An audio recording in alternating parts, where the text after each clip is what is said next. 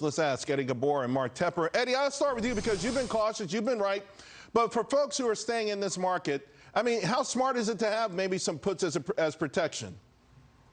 I think it's brilliant to do that, and I encourage investors that are fully invested, if you're not sitting on a good cash position, to hedge your bet and buy some insurance, because that's ultimately what you're doing. And the interesting thing, and you get these bear market bounces like we saw last week, is that put protection comes at a much deeper discount.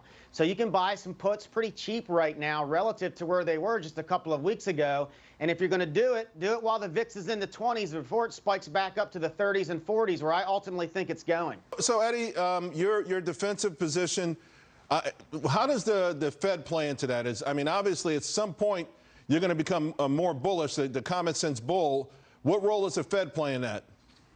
So the Fed is just confirming our bearishness because they've gotten this wrong for well over a year on the inflationary play. And to Mark's point, every business owner I'm speaking to as well is saying the same thing. This is one of the most challenging environments for the market and small businesses. And the Fed is going to just suck liquidity out of the system and tightening into that environment. They're just going to make the problem worse. Because I would argue that anything the Fed does is not going to change food costs, it's not going to change the labor costs, and it's not going to change fuel costs. All it's going to do is make the environment more challenging. So the more they continue to focus on inflation, the more bearish I'm going to get.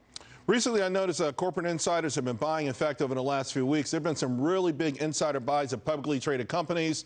Caesars, we saw a CEO, I think, bought $750,000. Carvana, there was a $2.6 million buy. DocuSign, a $5 million buy. Appian, a $7 million buy.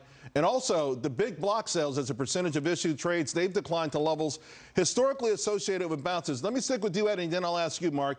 I mean, how closely do you watch something like this? It piques my interest when I start to see big-time insider buys. You know, Charles, normally that would pique my interest as well, too. And look, I've been doing this for 24 years, and I've never been anywhere close to as bearish as I've been, but we've never seen a backdrop like this. Some of those names that you just mentioned may go to zero. That's how tough this environment is.